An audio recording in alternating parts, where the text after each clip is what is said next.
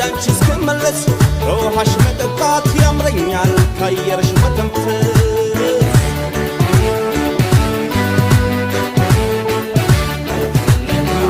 ስም ብቻ ይሁን ያንቺም እናትነት ኢትዮጵያችን ሁሌ ተገነት ስደት ይብቃኛል የእስካሁኑ ረሃብና ችግር ልቤ ሆኖ